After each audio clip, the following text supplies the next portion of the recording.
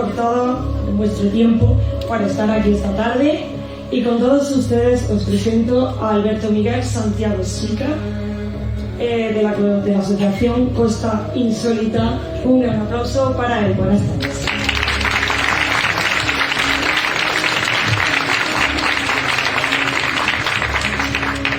Muchas gracias a nuestra gran presentadora que tenemos aquí, a Carolina García, en el que de una forma especial va a llevar este congreso tan bonito, como hemos comentado muchas veces.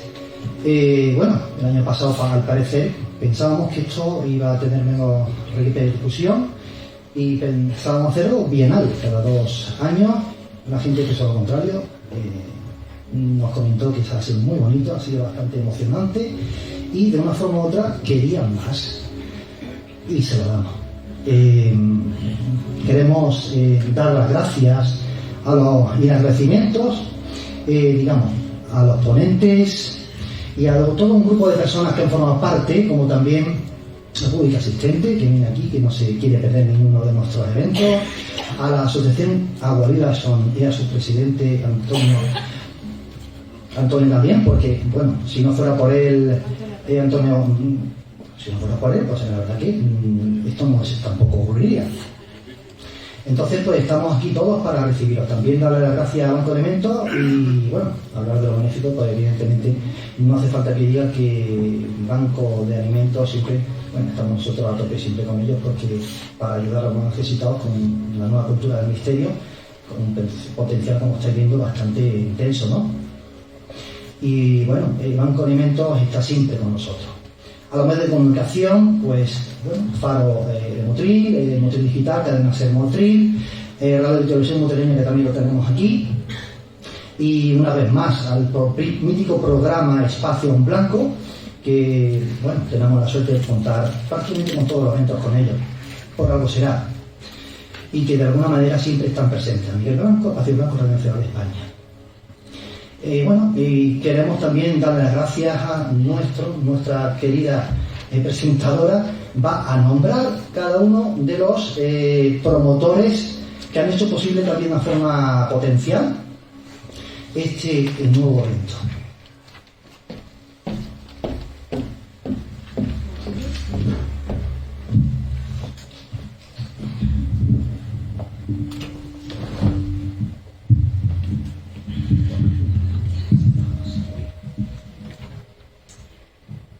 Bueno, pues como bien ha dicho Alberto, tenemos que agradecer muchísimo a todos nuestros patrocinadores, es verdad, y colaboradores. Si no fuese por ellos, hoy desde luego no estaríamos aquí. De nuevo, un agradecimiento especial a Antonio Reyes de Agua Viva por este espacio tan bonito y lleno de energía, por cedernos este sitio y estar aquí hoy. Y al Banco de Alimentos, de nuevo, gracias por todo. Nuestros medios de comunicación, como bien ha dicho Alberto, agradecidísimo, y en especial a nuestros promotores como José Bautista Rodríguez, del Kebab Sima, Neumáticos Gonzalo, Casconvier, Domino Bar El Paso, Matt Mickey Burger, Comercial Rival, Restaurante Mejías, El Asador La Carbonería, Onda Toica, Tienda Mágica y Natural, la bodega de Antonio. Como veis, hemos cruzado un poquito fronteras, también colaboradores de fuera de Nerja, Bar Restaurante La Corona Gin, Hans Cuisine Asador, Taller Serpin, Panadería Federico y Jiménez, que también han tenido el honor de estar con nosotros, Opticril, Motril, Librería y Papelería El Lápiz, que como bien hoy la tenemos aquí a nuestra querida Cristina. Muchísimas gracias de corazón también por estar aquí con nosotros y poder adquirir, si queréis ustedes y buenamente, también se pueden coger y comprar los libros que tenemos aquí de nuestras queridísimas ponentes. En un momento dado, cuando estamos un poquito más tranquilos, también podéis observar y ver y leer y todo lo que está aquí. También agradecidísimos pues, a Nueva Óptica también de Motril y, como no, a nuestros patrocinadores que entre las sombras tampoco se ven, pero han estado también con nosotros, como este maravilloso ofrenda floral que tenemos aquí hoy, también gracias a nuestra floristería de Mónica, que la tenemos justo al lado del Calderón. Agradecidísimo de corazón a todos los que estáis aquí.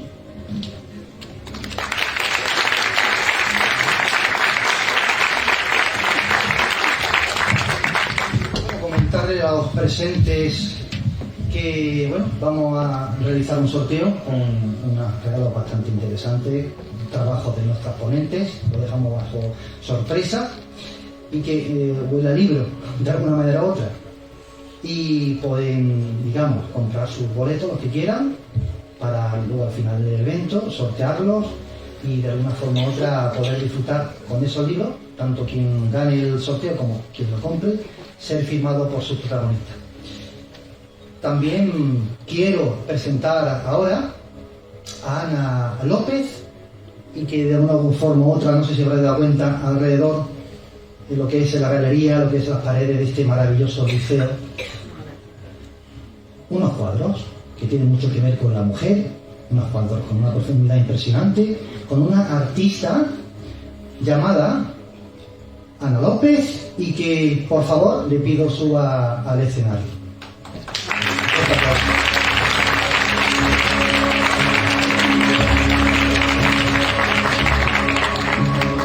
Bueno, mientras Ana va subiendo, os cuento un poquito, por decir poquito, engrandeciéndola, porque la verdad para mí es una niña muy especial, a la cual le tengo un cariño bastante en estima.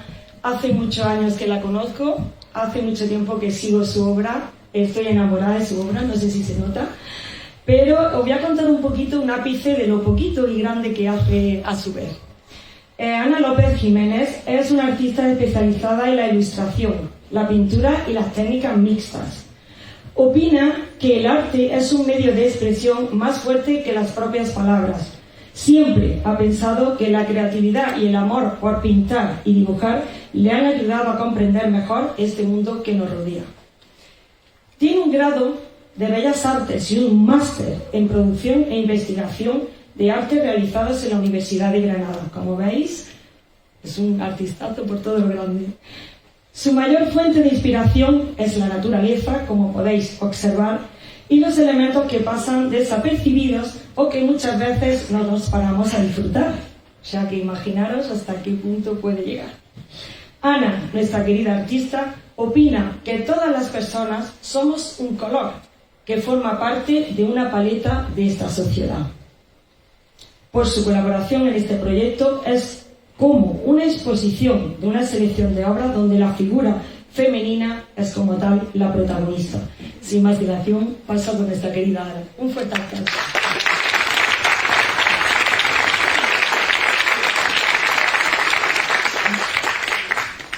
Buenas tardes a todos y a todas las asistentes que han asistido a este evento tan especial.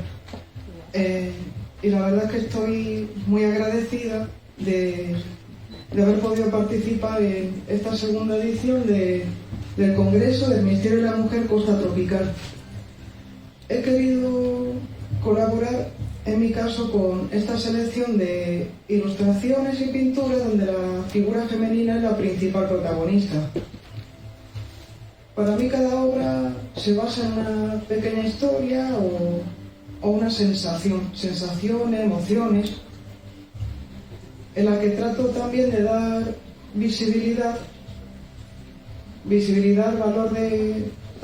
al valor de la creatividad femenina, y sobre todo también a dar visibilidad a la diversidad de personas que hay en el mundo. Porque para mí la diversidad son los colores. En una paleta de colores no son solo 12 colores. Existen millones de colores como personas hay en el mundo. Y espero que disfruten de este evento y estoy muy emocionada de poder participar. Enhorabuena a todos los organizadores y colaboradores de este evento. Gracias.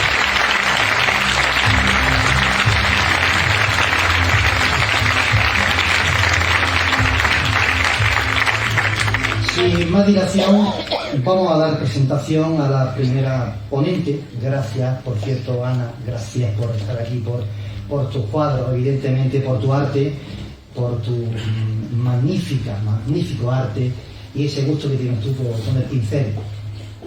Como he comentado, vamos a presentar a nuestra primera ponente, Raquel Berenguer, y será Carolina García, quien de entrada a nuestra primera y flamante, maravillosa estuviera bueno. Bueno, pues no sé cómo explicarlo o decirlo o transmitirlo. Esta mujer es muy especial, como podéis saber, como gran especial es este evento. Y lógicamente aquí no hay títere sin cabeza. Todo lo que se ha hecho y todo lo que se va a transmitir esta noche y esta tarde, pues se ha hecho con pinceladas de mucho cariño, pinceladas de mucho color, como bien podéis observar, y pinceladas de muchísimo corazón.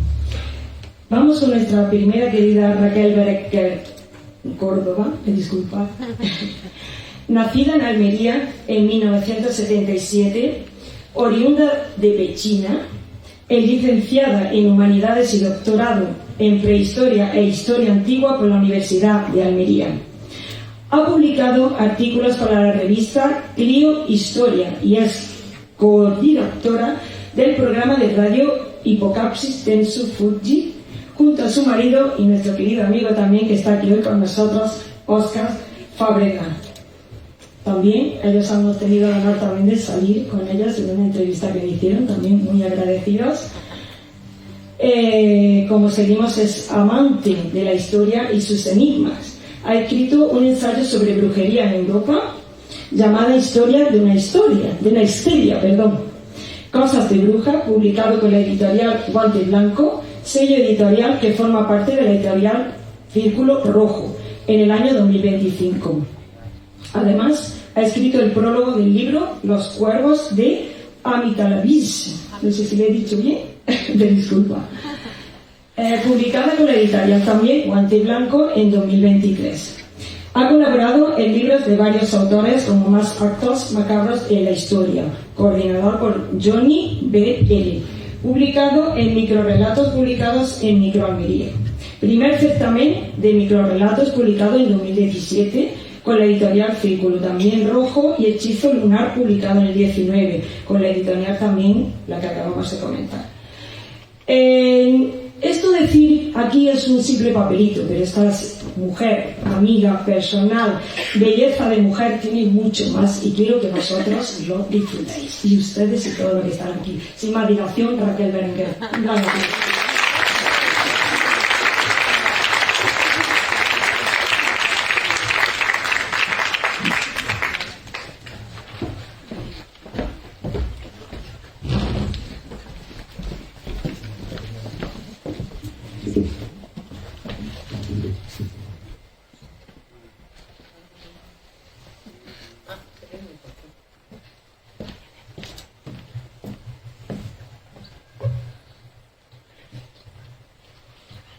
Hola, buenas tardes a todos. Desde aquí agradecer a la asociación Costa Insólita por haber querido contar conmigo para este segundo congreso de Misterio y la Mujer. También a todos los patrocinadores por haber apostado por este tipo de eventos, porque se trata de difundir cultura y conocimiento, porque el misterio también es cultura. También desde aquí expresar el honor que siento de compartir cartel con estas dos mujeres tan maravillosas. Y también, sobre todo, y lo más importante, daros las gracias a todos los asistentes, porque sin vosotros esto no sería posible. Y además con fines solidarios, en los que todos aportando nuestro granito de arena podemos intentar luchar por un mundo mejor.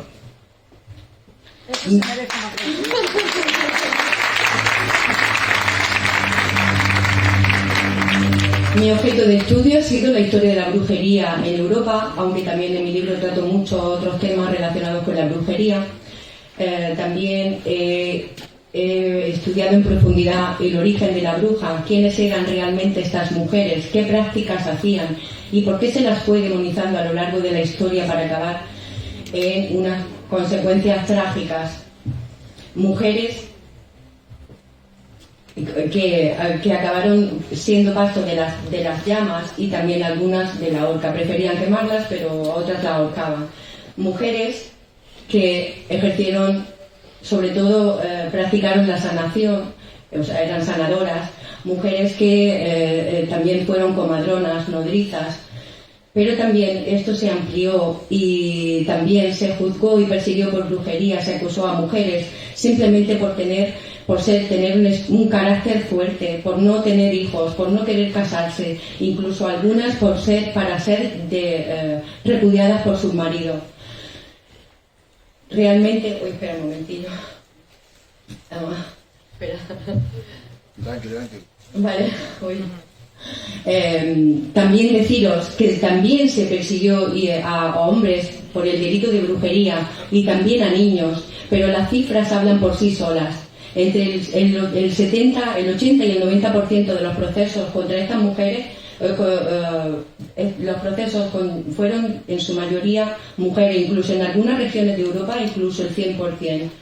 Las cifras que aportan los investigadores oscilan entre 40.000 y 60.000 ejecutadas por brujas, aunque suele haber un consenso y las cifras se aportan entre unas 70.000 ejecuciones, ¿ok? También deciros, estoy un poco nerviosa, pero bueno, también deciros que me he perdido un poco, espera. Espera, que me he puesto un poco nerviosa.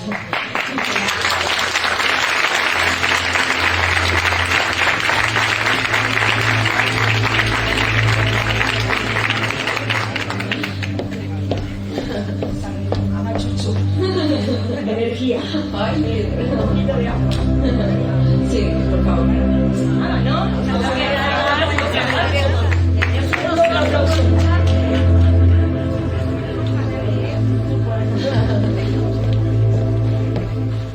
Aunque parezca que no es fácil ponerse delante de la gente, aunque ustedes lo crean.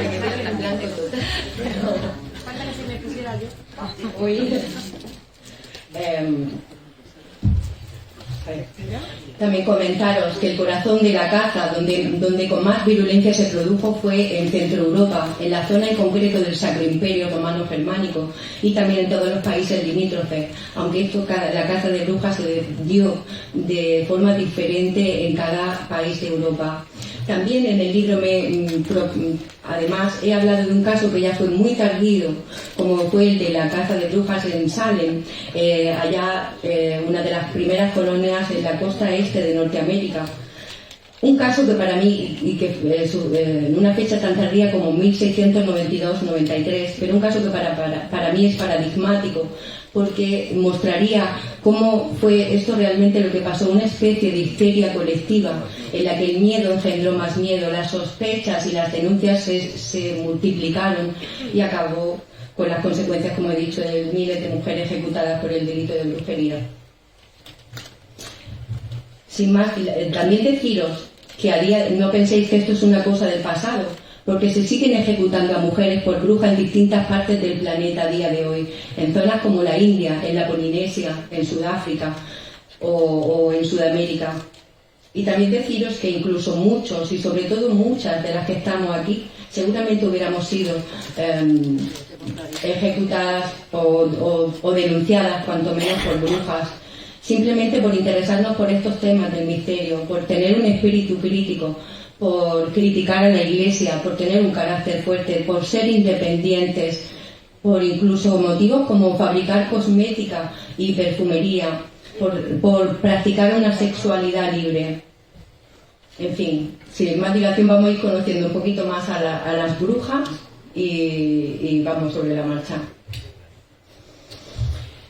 Estas mujeres en realidad fueron las herederas de las hechiceras del mundo grecorromano y de otras culturas como la celta, la nórdica, la mesopotámica y la egipcia. Pero realmente a final de la Edad Media empiezan a aparecer vocablos solo femeninos, porque a los hombres que se dedicaban a la hechicería seguían considerándose hechiceros, pero que empezó a cambiar la cosa. Y surgen vocablos a los que los investigadores, como antropólogos, lingüistas, historiadores, intentan aportar significado, que son bastante complicados de traducir o de ver cuál es su origen, pero que ya van indicando lo conformarían el arquetipo de la bruja. Palabras como la palabra bruja, la bruja actual, que aparece referenciada por primera vez en el siglo XIII en el Pirineo catalán, aparece referenciada en un diccionario arábico-catalán escrito por un dominico apellidado Martí, en el que comenta que la palabra bruja tiene raíces en tres vocablos árabes, que significan, juntos vienen a significar la palabra amante, demonio femenino, infanticida y con la palabra también pesadilla. Otros también interpretan que el origen de esta palabra podría estar en el vocablo bolusa, relacionado con el significado de volar, o incluso con el brezo, arbusto con el que estas mujeres fabricaban sus escobas. Otros términos también para designar a la bruja que surgen en Europa, como la palabra de origen germano Haxen o Axe en la zona de Países Bajos, palabra que según su significado viene a referir a este círculo de hadas o de duendes, imaginando representando a estas mujeres como personajes liminares que se mueven entre el mundo sobrenatural y el real.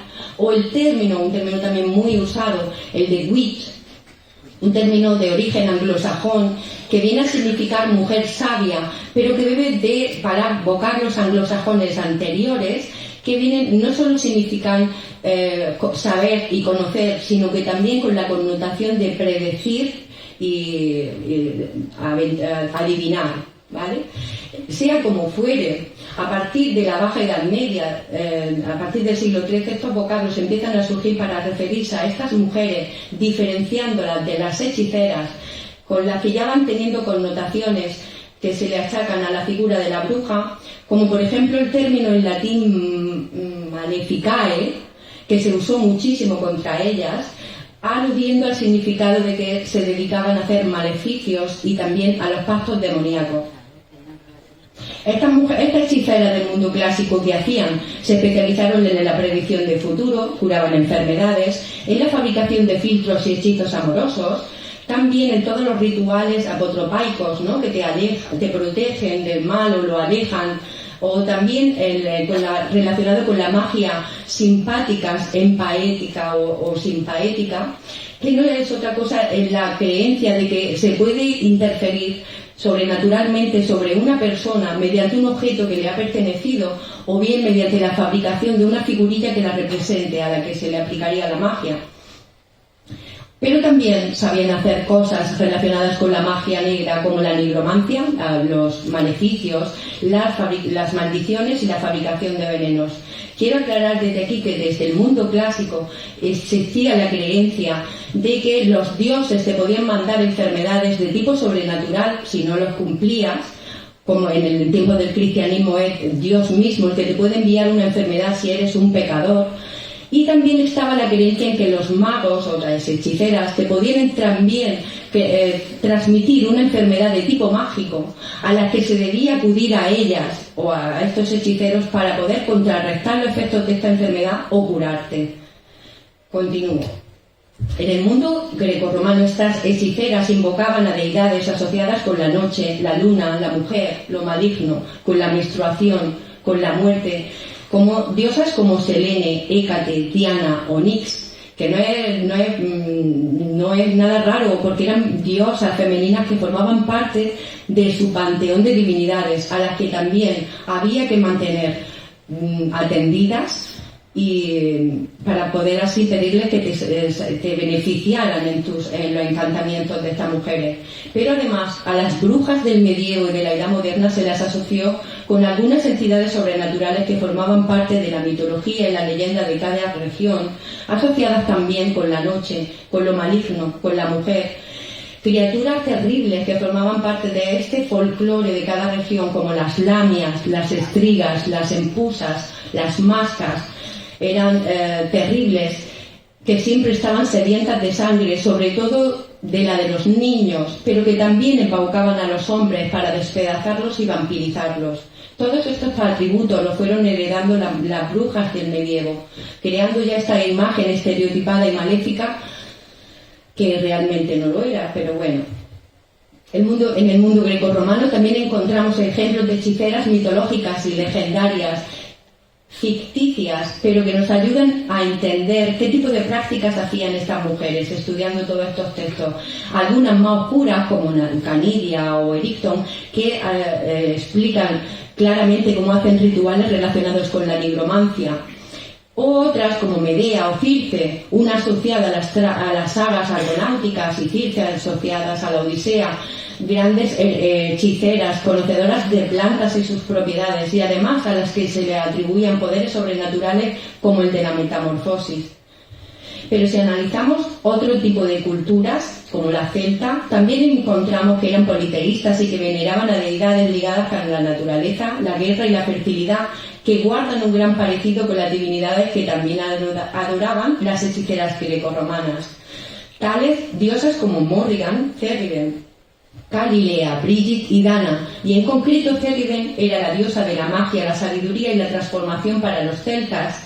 Se le asociaba con la luna, la fertilidad, la profecía y la alquimia, y además poseía un caldero mágico con una esencia, el Awen, que era la esencia del saber absoluto y de la inspiración. Y lo mismo, todos estos atributos de la hechicera de otras culturas como la celta también la fueron heredando estas hechiceras del medievo. Además, en el mundo celta encontramos el ejemplo en sus sagas también de hechiceras legendarias, súper veneradas, que ayudaban en la formación con sus conocimientos de magia y de las artes de la guerra a los grandes guerreros.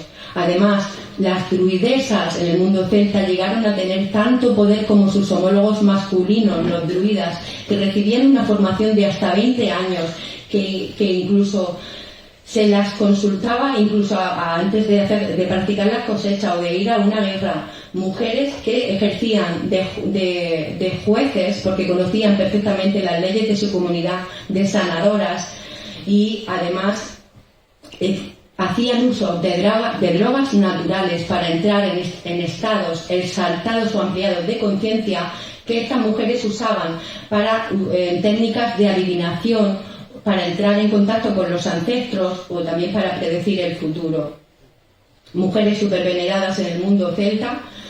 En el caso del mundo clásico romano y griego eran muy veneradas las sacerdotisas asociadas al culto de algún templo, o bien las pitonisas relacionadas con algún oráculo como el de Delfos.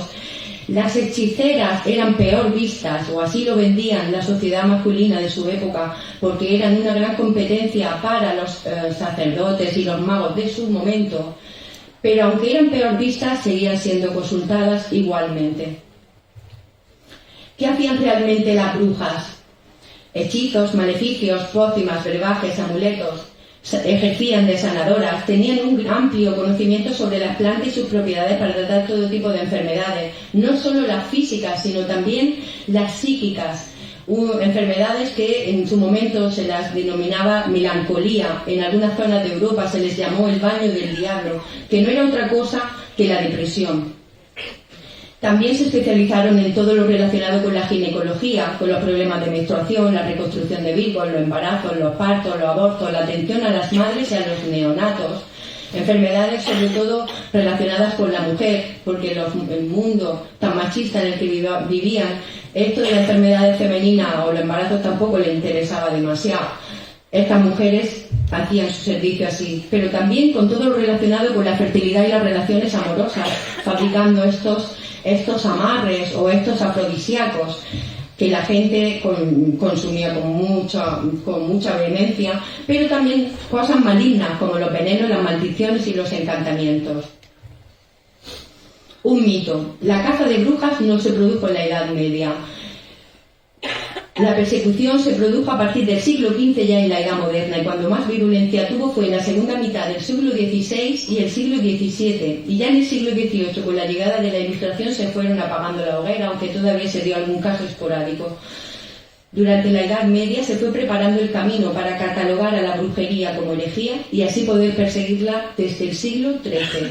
Hasta bien entrado el siglo XIII, la caza de brujas o cuando se ejecutaba alguna de estas hechiceras era por parte de los tribunales civiles o por parte de linchamientos populares a los que culpabilizaban si había cualquier desgracia en su comunidad, o también contra las denominadas tempestarias, achacando a estas mujeres el poder de que mediante su magia podían provocar tormentas y acabar con cosechas y matar a ganado. Pero hasta bien entrado el siglo XIII, la Iglesia se dejó influir por el denominado canon episcopi, en el que no negaban la influencia del diablo, incluso de que podíamos ser tentados por esa capacidad de engañar del diablo, pero consideraban que todos estos poderes sobrenaturales que le achacaban a estas mujeres eran frutos de la superstición y de la incultura. Pero bueno, a partir sobre todo de Santo Tomás de Aquino se las va empezando a catalogar como verás todos estos atributos sobrenaturales de estas mujeres hasta llegar al Papa Inocencio VIII, que en 1484 publica una bula que en latín, que traducida sería deseando con el más puro fervor, en el que cataloga la brujería como herejía, lo que permite así que se las persiga. Este hombre dice perfectamente que las brujas son herejes y además apóstatas, es decir, que rinden culto al diablo y han renunciado a la fe católica, por lo que es totalmente justificado que se las persiga y se las ejecute. La idea clave, como comentaba antes, es que la brujería fue tratada como herejía, lo que permitió su persecución. Se las acusó de adorar a Satanás y que gracias a ello ellas obtenían poderes sobrenaturales, pero que ellas tenían que ejercerlo para provocar el mal. Poderes como provocar tormentas, hundir barcos pesqueros, acabar con el ganado y las cosechas, secuestrar a niños para comérselos o entregárselos a Satanás, provocar abortos, causar epidemias y un largo etcétera de maldades. No sé si se ve bien la imagen. Aquí aparece un grabado en madera contemporáneo a la época de la persecución de estas mujeres, en el que aparecen representadas entregándole a niños a Lucifer, como parte de esta propaganda negativa que se hizo sobre ellas. Esto fue una estrategia habitual por parte de la Iglesia. Contaros que desde las primeras comunidades cristianas fueron perseguidas tanto por el Imperio Romano como por judíos, a los que decían de los cristianos que se reunían de forma secreta, que rendían cultos a animales, que practicaban orgías macabras, que incluso cogían a niños y los mataban para comérselos, hasta que en la época del emperador Constantino, con el edicto de Milán en el 313, este hombre promulgó la libertad de culto y se dejó de perseguir a los cristianos. Pero sobre todo con el emperador Teodosio, con el edicto de Tesalónica en el 391, ya se impone la religión cristiana como la oficial del imperio. A partir de aquí, los cristianos pasaron de ser perseguidos a ser perseguidores, y tuvieron dos formas de actuar ante el vastísimo territorio con el que se encontraron, con distintas regiones que cada uno tenía sus divinidades, sus festividades particulares. La forma de actuar fue por la buena o por las malas. Por la buena, mediante la evangelización y la cristianización de cuantas fiestas paganas se encontraban o divinidades, sustituyéndolas por santos a los que les ponían atributos de estas divinidades para que fueran más fácilmente asimilables por el pueblo el nuevo credo. O bien, por las malas, catalogando de herejes a ciertas comunidades que no querían seguir el cristianismo, diciendo que adoraban al diablo, y así poder justificar el perseguirlos y ejecutarlos o erradicarlos. Esto se hizo con los templarios, a los que se acusó falsamente de que adoraban a un demonio llamado, o un supuesto demonio llamado Baphomet. También se hizo contra los valdenses, o los denominados pobres de Lyon, en los que a los que excomulgaron allá por el siglo XII, que fueron muy perseguidos y que finalmente después con el triunfo de las reformas protestantes se adhirieron al calvinismo. Pues bien, en la imagen aparece representado Pedro Baldo, el fundador del movimiento, en el que está a punto de darle un beso en el trasero a una cabra, y aparecen ya la figura de las brujas volando de forma sobrenatural, como sobre palos y escobas, en el cielo. Y además esto también se hizo contra los cátaros. La Inquisición medieval se creó por Lucio III en el siglo XII, pero eran tribunales eclesiásticos que en ese momento dependían de los obispos de cada diócesis, pero poco después se creó la Inquisición papal por Gregorio IX en 1233, con el fin de perseguir a esta herejía, sobre todo hacia cátaros, como he comentado, valdenses y templarios. Y Santo Domingo de Guzmán, que fue el creador de la orden de los dominicos, son los denominados sabuesos de Dios, se convirtieron en los primeros inquisidores, a los que les continuaron otras órdenes religiosas como los franciscanos o los jesuitas. Y decían de los cátaros, para poder, vamos a decir, justificar que adoraban al diablo, decían que eran cátaros del gato, porque como se dice, besan el trasero del gato, en cuya forma, como dice, se les aparece Lucifer. Y claro, llegó el momento en que le tocó a estas pobres mujeres, que se buscaban la vida como podían, que ejercían de sanadoras, la mayoría de ellas, declarándolas como herejes. Y es que no es de extrañar que haya más brujas que hechiceros, pues se ve en la escritura que las mujeres son más crédulas y como consecuencia más propensas a la seducción del diablo, como se muestra en la primera mujer que fue engañada por la serpiente, y dado que son más propensas a la superstición, es lógico que sean las más inclinadas a este tipo de práctica impía. Un extracto del Maleus Maleficarum o Martillo de Brujas, un tratado escrito por los dominicos Henry Kramer y Jacob Sprenger allá por 1486, un libro terriblemente misógino dedicado hacia los inquisidores, o sea, dirigido a inquisidores, que se convirtió en todo un bestseller de la época gracias a la imprenta inventada de carácter móviles inventada por Gutenberg en 1470. Se imprimió y se difundió muchísimo, que en su segunda edición ya cuenta con el prólogo de la bula de este Papa Inocencio VIII para darle todavía más inri a estas cosas que decía el tratado, y se convirtió en el manual por excelencia que usó la Inquisición a la hora de detectar a estas mujeres, también determinar cómo se las debía torturar y sobre todo cómo se las debía ejecutar. Hubo mucho de misoginia aquí. Bernard de Molay, un monje cluñaciense del siglo XII, dijo lo siguiente sobre la mujer en su poema de Contemptu Feminae: la mujer es mala cosa malamente carnal, carne toda entera, solícita para perder y nacida para engañar, experta en engañar, abismo inaudito, la peor de las víboras, hermosa pobredumbre, camino deslizante, lechuza horrible, puerta pública, dulce veneno, abismo de sexualidad, instrumento del averno, boca de vicios.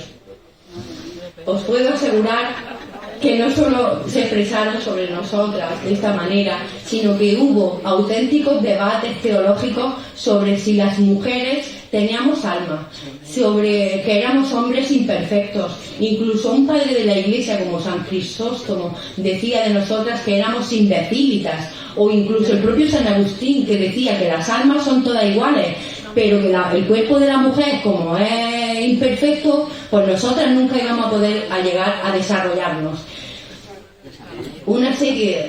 Se hizo una propaganda también muy negativa hacia nosotras, que incluso las reformas de las órdenes religiosas, como la de las cluñacienses o la de la gregoriana del siglo XI, con esa vuelta a la orden de San Benito, les obligaron a prescindir de las barraganas o a no tener amantes y a practicar un celibato. Esto hizo que todavía tuviera mucho más odio hacia nosotras. Y claro, la mujer debía ser vigilada y además castigada, correcto.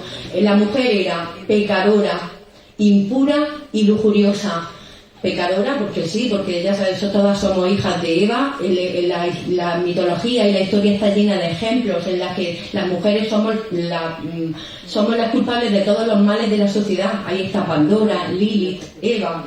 Además era impura por el tema de la menstruación, por la que hasta nos relegaron de los primeros papeles dentro de la Iglesia. Y además era lujuriosa. Nosotras teníamos una sexual que en nosotras era incontrolable y además nunca estábamos saciadas, que el hombre era unos santos, en fin. Pero bueno, todo este concepto sobre la mujer también hizo que también recayera esta culpabilidad sobre estas mujeres. ¿Cómo imagináis a una bruja? Por una parte, la bruja malvada con esos atributos, ¿no? Esos gorros puntiagudos, y por otra parte, la bruja maravillosa, guapísima, que utiliza sus poderes para hacer el bien, ¿no? Todo es fruto de la propaganda y la literatura, el cine, todo lo... una contemporánea a la época de la persecución, como son los atributos de la bruja malvada, y la otra fruto ya del revisionismo que se hizo después y la dignificación que se hizo realmente de quiénes fueron estas mujeres. Voy a hablar de los atributos de la bruja malvada porque esto me va a ayudar a comentaros muchas más cosas sobre las brujas. El caldero, supuestamente es donde estas mujeres preparaban sus recetarios, ¿no? Y también es donde preparaban los famosos ungüentos de bruja. De hecho, esto fue lo único que encontraron en los registros de las casas de estas mujeres, restos de plantas y de esta sustancia. A todos nos viene a la cabeza cuando decimos el caldero de brujas. Yo, por ejemplo, a mí se me viene esta imagen de Macbeth, ¿no? Estas brujas sobrenaturales, utilizando ingredientes fantásticos como los dientes de Tritón, ¿no?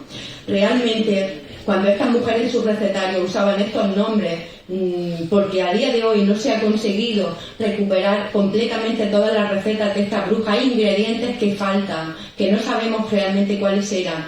Estas mujeres usaban esos nombres para que no se las copiara y así no perder clientela, tirando de teatrillo por esto de los, por ejemplo, los dientes de Tritón, seres totalmente fantásticos que no existen. Pero bueno, ¿qué era el famoso ungüento este de las brujas? Y además, todas estas mujeres, argumento nosotras, desde la prehistoria éramos las recolectoras y fuimos aprendiendo las propiedades de las plantas mediante ensayo-error y además este conocimiento se heredó de forma oral de madres a hijas o también de maestras a discípulas de forma velada. Y todo llegamos a confeccionar o llegaron a confeccionar un montón de recetas para producir medicamentos. No solo sabían qué plantas usar, cómo extraer los principios activos de estas plantas y también las dosis a usar dependiendo de la receta que se les demandara. Pues todos estos conocimientos pasaron a la clandestinidad en época del cristianismo. Plantas, esta mujer aparte del herbolario normal hacían uso de plantas muy de la familia de las solanáceas que provocaban también muchos efectos alucinatorios y narcóticos. Plantas que en el mundo clásico se usaban como el opio, pero que la Iglesia las condenó al ostracismo denominándolas como plantas maléficas, pero que estas mujeres continuaron su uso de forma clandestina. Estas mujeres supusieron una amenaza para la labor de los sacerdotes, esa magia curativa que ofrecían los sacerdotes encomendándote al patronazgo de los santos, ¿no? Como Santa Quiteria para la rabia, San Roque para la peste, o bien también hacia una dura competencia hacia los médicos del momento. Estas mujeres se demostró que curaban más porque la medicina en ese tiempo, entre otras cosas, estaba en pañales, una medicina que aún se basaba en la teoría de los 4 humores y en los sangrías, cuando estas mujeres tenían una farmacopea bastante avanzada. Y es que si lo hacían ellas no estaba bien visto, pero si lo hacían ellos, claro que sí. Jean-Baptiste de la Porta, un alquimista y médico del momento, en su libro Magia Naturalis recoge varias recetas de brujas. Esta en concreto, la que aporto en la imagen, supuestamente te producía el efecto de, cuando te tomabas esta receta, te producía el efecto de convertirte en un animal y el poder de volar y salir volando. Llevaba extracto de belladona, hachís, extracto de beleño, harina moteada de cereal, que no era otra cosa que la harina contaminada con el cornezuelo del centeno, flores de cannabis hembra, que no es otra cosa que la marihuana y el opio. Y al lado os aporto la receta de las famosas tabletas Rocelus para dormir, una receta que se puso muy de moda en los libros de medicina del siglo XVII, en el que lleva mandrágora, beleño, varios tipos de adormidera, beleño de nuevo y también opio. Es decir, prácticamente los mismos ingredientes que las recetas de estas mujeres. Y es que eso fue lo que pasó. Una vez que se dejó de perseguirlas, los conocimientos de estas mujeres pasaron a formar parte de los libros de botánica, de farmacopea y de medicina de su tiempo. Además, Paracelso, un personaje súper interesante, también que era alquimista, médico, investigador, que investigó mucho a las brujas de su tiempo y que él mismo se le atribuye la frase que en la dosis está el veneno, porque estas mujeres, igual que te sabían fabricar una receta para curar, también te sabían fabricar el veneno, dependiendo de lo que le demandara el cliente. Paracelso, que él mismo llegó a afirmar que aprendió más de medicina estudiando a estas mujeres que leyendo los libros de medicina de su tiempo. Investigó qué era esto que llevaba este ungüento de brujas y los ingredientes o plantas que estas mujeres usaban, y decía que entre las sustancias simples de las cuales se sirva el diablo para turbar los sentimientos de su esclavo, y que otras sugestionan con figuras representaciones tanto en vela como en sueño, las siguientes parecen tener mayor importancia: las plantas de la belladona, la dormidera, el perejil, la tuya, el álamo blanco, el opio, el beleño, que hacen aparecer los espectros del infierno, es decir, los malos espíritus. Él demostró que estos ungüentos de brujas ya lo que realmente les provocaban eran efectos alucinógenos, pero que realmente no volaban. Estas mujeres se aplicaban el ungüento desnudas en las axilas, por el cuerpo, la espalda, pero sobre todo también en la zona genital. La escoba era con lo que supuestamente estas mujeres y los palos iban volando a los aquelarres. Aquí os aporto la imagen de la primera vez que se las representa volando en escoba y palos. Aparecen dibujadas en el margen de un poema del siglo XV titulado El Champion de Dames, escrito por Martin Lefranc, un sacerdote y poeta del siglo XV, y la imagen está datada entre 1440 y 1442. En ellas aún aparecen representadas con todos los atributos de la bruja malvada, se va conformando esa imagen, pero sí aparecen por primera vez asociadas a esto del vuelo sobrenatural sobre palo y escoba. En la biografía del emperador Carlos V, escrita por Fray Prudencio de Sandoval en 1634, recoge el proceso hacia unas brujas en Navarra que sucedió en 1526, es decir, lo escribe más de un siglo después de que supuestamente pasara esto. Recoge el testimonio de varias personas que afirmaban haber visto cómo una de las acusadas caminaba por las paredes y volaba. Para averiguar cómo hacían esto fue de esta manera. El oidor mandó traer delante de sí uno de los presos, que era una mujer vieja, y la dijo que tenía muchas ganas de saber de qué manera iban a hacer su obra, que le quitaría las prisiones que tenía y que si se pudiese ir, que se fuera. Ella dijo que era muy contenta, pidió un bote del ungüento que había tomado, se puso en la ventana de una torre, se untó en la palma de la mano izquierda, en la muñeca, en el juego del codo, debajo del brazo, en la ingle y en el lado izquierdo. Y después se bajó por la pared abajo, la cabeza abajo, andando de pie y mano como una lagartija, y cuando llegó a media pared levantóse en el aire a vista de todos y se fue volando por él. Lo que es increíble es cómo, cuando ya había médicos del momento o investigadores que demostraron que esto del vuelo de la bruja no era real, la Iglesia seguía creyendo y difundiendo que sí lo era. Pero además este ungüento producía una cierta, vamos a decir,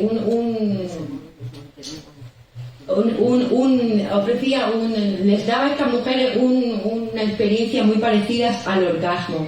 Pedro de Valencia, cronista de Felipe III, en su discurso sobre las brujas y cosas tocantes de la magia, publicado en 1610, que este hombre también criticó mucho el proceso que se hizo contra las brujas del País Vasco en el proceso de Logroño de 1610, recoge el testimonio de muchas mujeres a las que entrevistó, y decía de una que tras desnudarse y frotarse en un ungüento echó la cabeza hacia atrás y quedó dormida al instante con la ayuda del diablo, soñó con la lujuriosa Venus y otras supersticiones de forma tan realista que, lanzando un grito y gesticulando con las manos, rodó desde la pena donde se encontraba.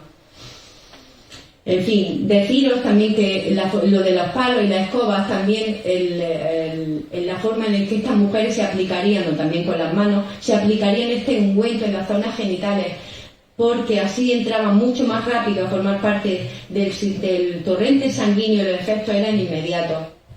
También deciros que este efecto se ha perdido en los intentos de reproducir este ungüento de la bruja. Lo digo porque en algunas charlas que he dado ya algunas mujeres se me han acercado para preguntarme la receta.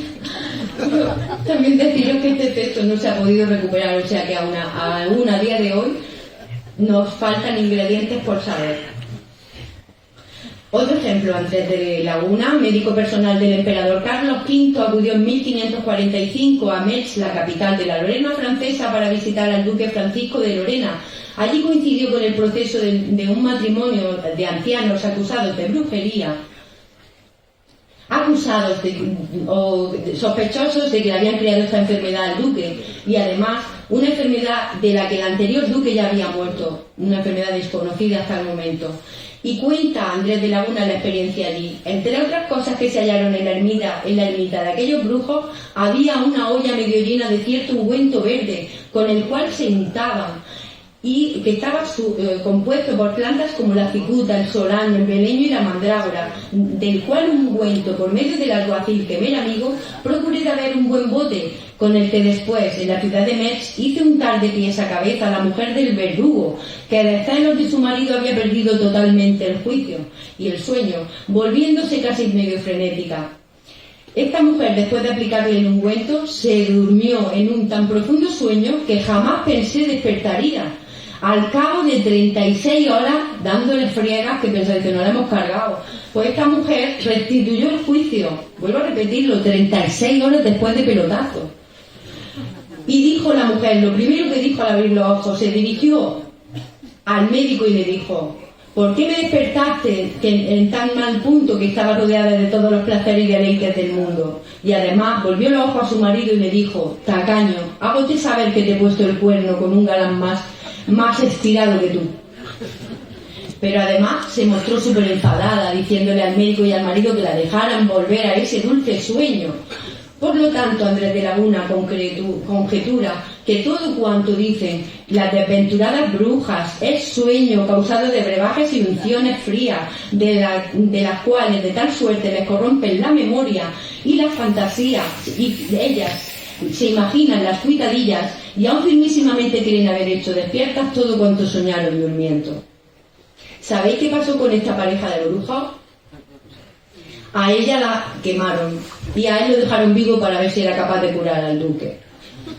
Pero además, estas mujeres que no sabían ni qué contestar en los procesos de interrogatorio, bajo tortura, no solo decían que iban en palo y escoba volando a los aquelarres, sino que hay un sinfín de vehículos que usaban. Dijeron que iban sobre huecas, sobre haces de leña, sobre montones de paja, diferentes tipos de árboles, sobre animales pequeños como gallos, perros, gatos, incluso volando a ella los Superman o transformadas en animal, o incluso, como dijeron en el proceso de las brujas de Zugarramurdi, el testimonio de algunas de ellas decían que iban andando a los aquelarres, o sea, andandito. En fin. ¿Qué eran los aquelarres? Llegamos aquí.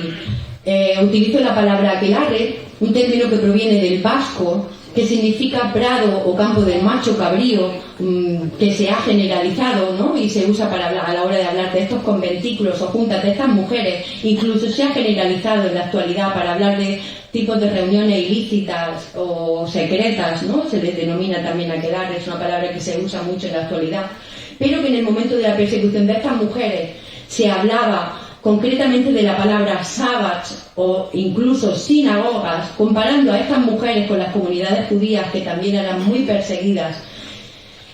¿Y qué eran estos supuestos aquelarres o sabbath? Rituales donde se adoraba a Satanás, y que se hacían en lugares muy lejanos, y por eso también asociado a esta idea del vuelo de la bruja. cómo imaginaban qué es lo que pasaba en estos aquelarres. Todo lo que se sabe sobre ellos, todo lo que ha dicho la Iglesia desde los tratados de demonología, desde las bulas papales y todo lo que estas mujeres iban diciendo en los interrogatorios bajo tortura. Se supone, aunque esto se fue complejizando muchísimo, en primer lugar renunciaban a la fe cristiana, en segundo lugar le juraban lealtad al demonio y se le entregaban a él en cuerpo y alma, y en tercer lugar el demonio se les aparecía en forma visible, y después de hablarles, ellas le debían rendir homenaje y adorarle besando su cuerpo en una parte impúdica en señal de total sumisión. Otro extracto del Maleus Maleficarum, el famoso Osculum infame. Esto guarda mucha relación con el pacto de vasallaje que se hacía en la Edad Media entre señor y siervo, pacto que constaba de 3 rituales que se ratificaba con un beso entre el señor feudal y el siervo, normalmente frente a una Biblia o una reliquia sagrada, pero que aquí lo imaginaban de forma invertida, y ese beso se le daba en el trasero a Satanás. Después este hombre las inscribía, Satán las inscribía en su libro negro, les imponía una marca para marcar a sus siervas y así distinguirlas, y le hacía entrega de un espíritu familiar o un diablillo para que las ayudara a sus maldades. Después se pasaban a celebrar banquetes macabros, donde la comida tenía un aspecto y un olor repulsivo y provocaba las náuseas al más hambriento. También se fue complejizando muchísimo todo esto, en el que supuestamente allí se mataban a niños o se comían cadáveres, cuando en los primeros testimonios a estas mujeres decían que allí lo que se comía eran viandas buenísimas. En fin, las pobres tiraban de inventiva porque no sabían ni qué contestar. Después de estos banquetes macabros se pasaban a celebrar bailes frenéticos, porque la Iglesia también esto de bailar lo veía muy mal, y a hacer orgías también macabras, en las que se supone que copulaban todos con todos de forma antinatural, padres con hijos, entre hermanos, mujeres con mujeres, hombres con hombres, y también estas mujeres, estas brujas, con una serie de demonios masculinos inferiores llamados súcubos, o demonios femeninos inferiores o llamados íncubos, pero además también con el propio Satanás. Es curiosísimo cómo en los actos de la Inquisición a estas mujeres les prestaban un montón de interés en que estas mujeres dieran detalles de cómo era el sexo en los aquelarres, que les dijeran que más detallillos, esto morboso ellos, pero no solo esto, sino que cómo era el sexo con Satanás, y además cómo era el pene de Satán. Como por ejemplo el testimonio de Janet Abadí, una chica de 16 años que fue ejecutada por bruja, que decía: añadió que no quería copular con el diablo porque su miembro era escamoso como el de un pez, que las escamas se cerraban durante la penetración y se erizaba y picaba al salir, causando un dolor extraordinario. Su semen era sumamente frío, tanto que nunca la había dejado preñada, ni tampoco los hombres normales que habían copulado con ella en el aquelarre. Uno de los testimonios que recogió el infame Pierre de Lancre, que fue un jurista dominico, inquisidor francés, que fue el protagonista de los procesos de brujería vasca en la zona del País Vasco francés, en Lodum, que él mismo se jactaba de haber ejecutado a 200 mujeres en un mismo día, y que por mérito que tuvo que salir de allí por patas, porque si no lo mataban cuando volvieron los hombres, porque eso sí, hizo los jueces cuando estos hombres se fueron a pescar a Terranova en la campaña del bacalao, y cuando volvieron casi se lo cargan. Tuvo que salir de allí por patas, pero que el propio Enrique IV, por lo bien que lo hizo, le dio un puesto de trabajo en el Parlamento francés. En fin, Pierre de Lancre, que en su tratado sobre la brujería vasca decía que aquello era una plaga de brujas, que prácticamente todas las mujeres de allí eran brujas. ¿Por qué? Porque como Eva les gustaba ir andando sueltecicas por los montes, y que les gustaba mucho comer manzana y beber zumo de manzana. En fin. Después, los sombreros negro y puntiagudos aparecen representados. Con esto ocurre a partir del siglo XVI. Antes, que no aparecen con tocados de la época. Aporto aquí la portada del libro de Lamis y Pitonixis Molieribus, el libro escrito por un jurista y sacerdote alemán, Molitoris, que escribió este libro, lo publicó en 1489, justo 3 años después de la publicación del Malleus Maleficarum, que se lo publicó para darle caña a este martillo de brujas, comentando que todo lo que se decía en él no era nada más que mentiras sobrepensadas sobre estas mujeres, pero con tan mala, vamos a decir, tan mal acierto que constaba con un montón de silografías y de imágenes en las que aparecen representadas supuestamente haciendo todos los atributos de estas maldades que hacían estas mujeres, como por ejemplo aquí que aparecen haciendo un hechizo para provocar una tormenta. Y realmente este libro, como la mayoría del pueblo era iletrada, se quedaron con las imágenes, así que por desgracia este libro también ayudó muchísimo a difundir la imagen peyorativa sobre estas mujeres. En fin, no tengo mucho tiempo más para comentaros, pero hay un oficio femenino que recoge muchos de los atributos de la bruja malvada, como fueron las mujeres cerveceras. Estas mujeres hacían cerveza en la Edad Media. Además, estas mujeres llegaron a ser independientes, a mantener a sus familias, a ampliar sus negocios, a tener incluso varias tabernas. Mujeres que usaban gorros altos y con ala para hacerse visibles en los mercados donde llevaban su producto a la venta. Además, colgaban escobas en las fachadas de sus casas para indicar que había cerveza a la venta en sus casas o en sus tabernas. También usaban calderos para fabricarla y tenían gatos del interior de sus casas como los mejores raticidas del momento. Pues bien, a estas mujeres se les llamó las brujas de la cerveza. Se las persiguió, se les quitó todos sus bienes, algunas las ejecutaron y a partir de ese momento este oficio pasaron a hacerlo los hombres y además a producirse de forma industrializada. En fin, no me puedo enrollar mucho más porque apenas tengo tiempo, pero bueno, es que no puedo. En fin, al final del todo. En fin, hay muchas más cosas que me hubiera podido contar, me hubiera encantado contar de estas mujeres, pero si queréis saber más de ellas, aquí está mi libro. Bueno. ¿Eh?